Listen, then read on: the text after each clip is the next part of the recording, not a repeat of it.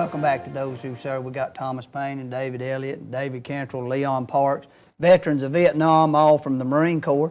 And the Air Wing, now they give you a hard time, but I'm with you. But you ended up in Beaufort, South Carolina. Now there, tell us, you were basically assigned to a unit, right? Wasn't in training, it was regular. Right. And at what point did you, once you got there, did you realize you was going to be going to Vietnam? Oh, I had to volunteer. I mean, really? I could have stayed at Beaufort. Really? Yeah, I was down there about 18 months. And like I say, we got to go different places while we was there. Like 4 or 6 weeks at a time. Went down to Puerto Rico, Yuma, Arizona. Then we'd come back. Went to Cherry Point, I think, North Carolina. So then I left there, and that's when when they come down, the orders come down there, and you had to volunteer. If you get no volunteers, then you had to go. So there's no volunteers. So they needed X amount of people. And right, it come down open orders, you know. So many had to go, and then volunteers first. What was your thoughts, sir? Did you just say, "Well, I know I'm probably going to go at some point," or is it just my turn? That's a good question. Is there a story behind that? I wanted to do it. You Really? know, I mean that's what I was there for. I felt like, you know, and make some money. You can't make no money in the States, you know. $48 a month. Combat. So you went for the combat. So I went for the money, yeah. A lot of money back in. Yeah. Oh, yeah. Now, so we were talking about the different ways you transitioned over, and you went over as a regimental combat. So y'all all went together. Yeah, we went. We left Long Beach. We went out. Well, I guess we probably left San Diego. I went out of. I actually caught the first wave, and we went up and loaded the ships and everything at Long Beach, California, with ammo. You know, we got everything loaded up, and then I'm not sure where everybody else got aboard the ship at when we came back down. How long did it take you to get over? We was about 30, 35 days in the transition. See, I went to Philippines. We trained for a while. I don't know, probably a couple of weeks in the Philippines, and I don't know. We went to we unloaded at White Beach in Okinawa, Japan. Spent a little time there, just mostly just goofing off. You know, we didn't do much training there. Wasn't there but just a little while, and went from there to Subic Bay in the Philippines. We trained there for, I don't know. I really don't know. 2, 3, 4 weeks, something like that, maybe. 2 weeks, probably, something like that. We just, we went in. I mean, it was, it was pretty hairy there in places, at that time. We went in. We went off of the ships. I forget what to call the ships. A D, I guess. Front dropped on. No floaters come out, and run you up on the beach. Front dropped down on it. Wasn't they went underwater? LSTs, yeah.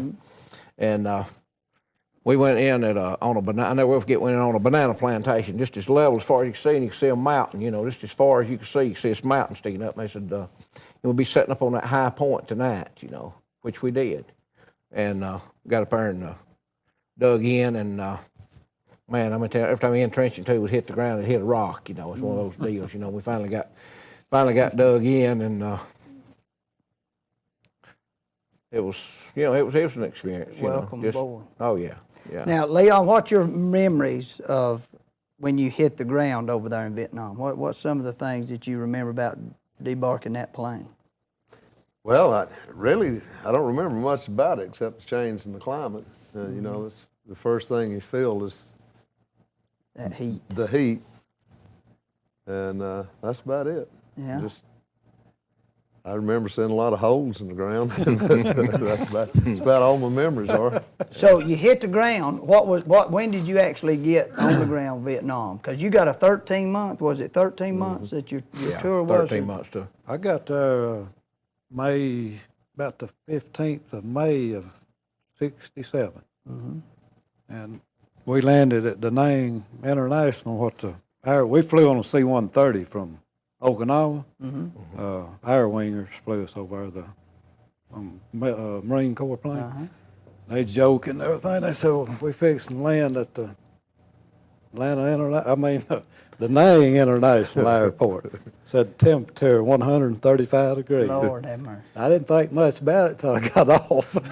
Then just soaking wet. You know. And it was like he said, I said, Lord have mercy. I said, what is it? I didn't know what to think, really. I didn't, you know. Now, David, when you hit the ground, what's some of the things that stuck in your mind? That's where I was at, Da Nang. I stayed there. You stayed at Da Nang and We just went to work. I mean, you know, I don't really, I'm like Lee, I don't remember a lot of it, but we lived between the two runways, you know. That's where so we it was stayed. constant racket, constant something. Yeah, going that's on. why I got to Yeah, I got them hearing. hear days. Yeah. I mean, you sleep between two runways, and as busy as that thing was, I mean, you just couldn't get away from it, you know. Yeah. Now, one of the things David did, I don't know if we ought to tell this or not, but Well, you was talking about, better yeah. sleep Oh, long, yeah. I guess, what it No, we're going. You was talking about the inter-service rivalry there when you was in the Philippines, something about some Army hats and some Marine Corps soft covers that got swapped. That's been, I hadn't told you that in 20 years, son. What you talking about? I don't forget. Apparently not. What was the deal there? We was on leave. We come in aboard ship, and we went in on leave, and had one Air Force enlisted man club there, and the Army comes in, troop carrier comes in, a bunch of Army boys on it. I mean, they loaded down, we loaded down, you know, and just, you know, and anyway, we all decided it's time for, you know, a little refreshment. So they let us in two at a time in this club. Yeah, we don't be talking about this. Anyway, let us in two at a time. We all decided we'd go in at once, you know. But anyway, But you show back up at formation the next morning. I remember I had the wrong hat on. And they had some of y'all's, but it was hard how y'all. Oh yeah. We done a little hat bruised up. exchange and this, and it didn't work out really. Just apparel changes. Just that basically yeah. it. All Just gingerly, good-natured. Just good-natured stuff. Yeah, Yeah. the thing went real well. I Sure did. appreciate you cleaning that up. Yeah, for me. I didn't want you to think They, something bad. but now, when you got to, and you're getting assigned to your unit, you called your unit. What was it that you got assigned to? 2nd Battalion, 4th Marines, Fox Company. They told me when I got to Da Nang, we'd be going up to Camp Evans. That's where they was at up above Da Nang. They told me what company, battalion, but not not the platoon. Then when we seen the first sergeant, he put us in the platoon, and I was in 1st platoon. You guy totally They just said green. you going 1st platoon. They told you, you know. And you checked in with the platoon sergeant. And were they pretty good at getting you acclimated and helping you get there? Or Oh, did you yeah, feel like yeah, I'm being yeah. pushed to the side and Oh yeah, they was real good. Yeah, yeah. They know what they was doing. yeah. And the sergeants that was in charge, they was real good. We always had good people, you know. Good NCO. I did. It seemed Yeah, I like did too. Oh, I was the lucky. captain, the platoon commander, the squad leaders. That's all. You probably couldn't never find another group of men We're like going to that. have to hold up right here. We're going to be right back to those who serve, so folks don't go away.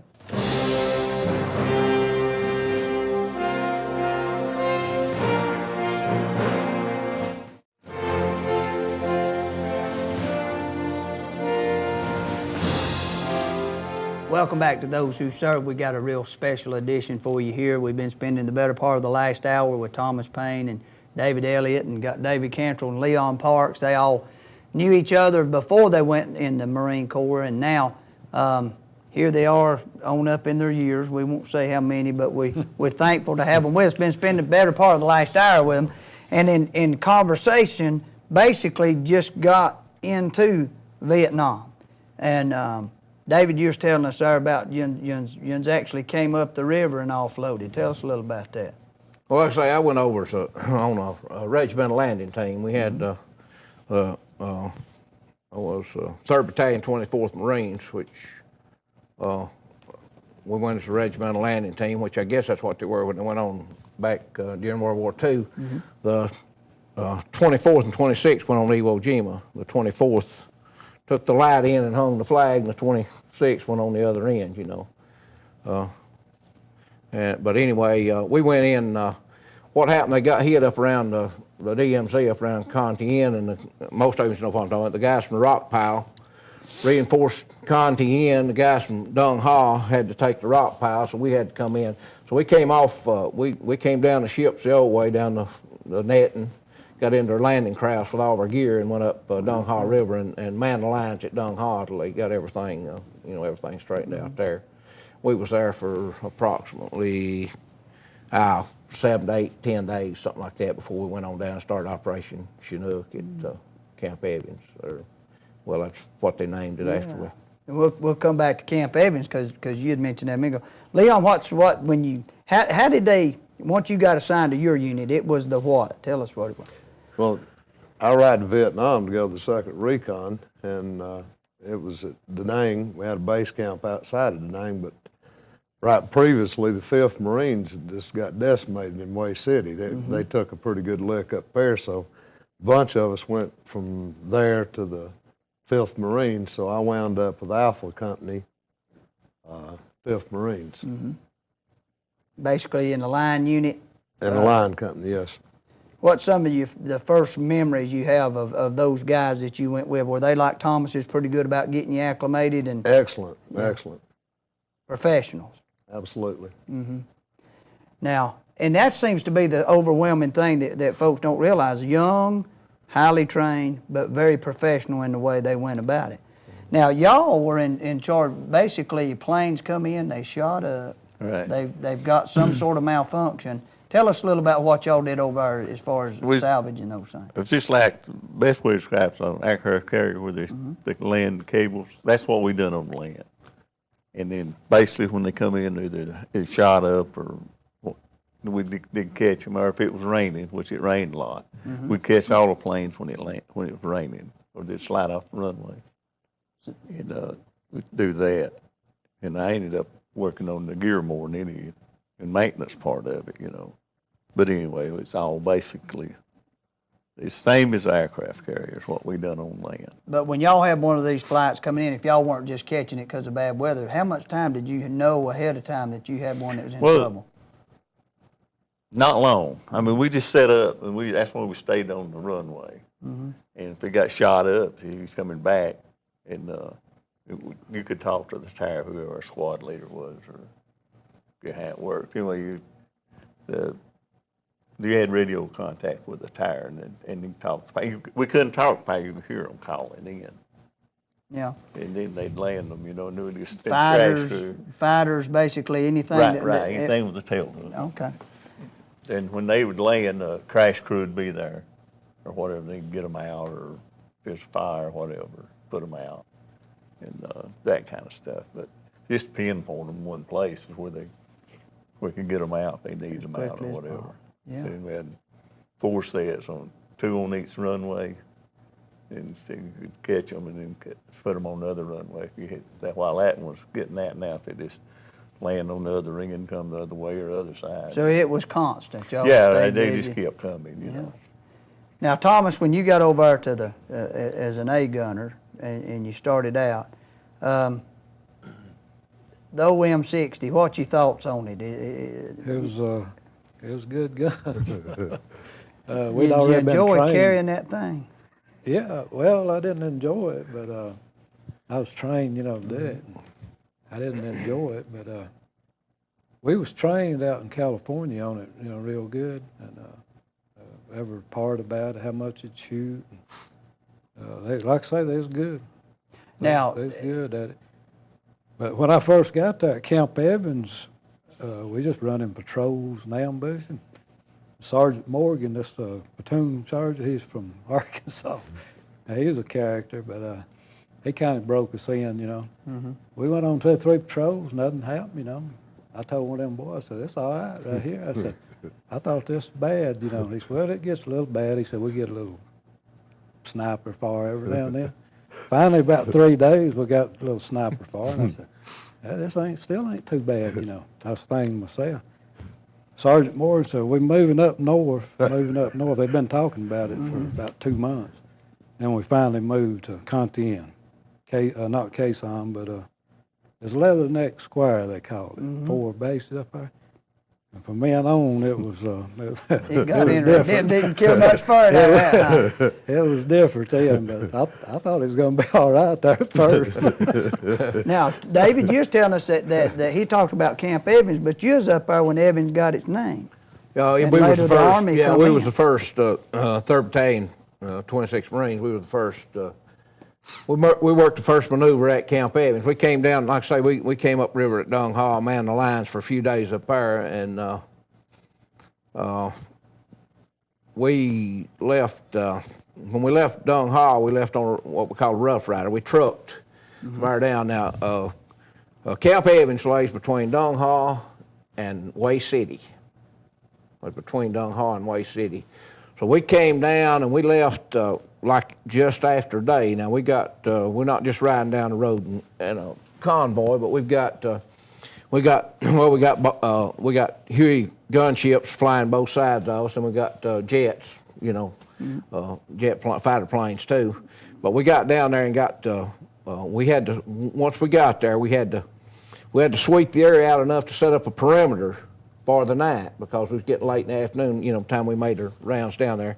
Evans boy in India company lost his life there. We lost him just to the left. Mike company had the high ground, the India company had the low ground, and we were just sweeping, we was clearing the area to just try to get set up for the command post, for the night, where we could, he stepped on a booby trap, landmine, whatever, and he was just left to me when he went up. And but anyway, Let me get that's you where he hold got up his right name. there. Now, folks, we appreciate you staying tuned this past hour for what we've enjoyed spending time with these fellas. Now, I want you to come back next time, so we're going to spend some more time, finish up this hour with them. And I say to you fellas, I really appreciate y'all coming, being on the show today. And I say to all you folks out there, spend some time with a veteran. They've got some wonderful stories to tell, and they can help you. And as always, we appreciate you tuning in to Those Who Serve.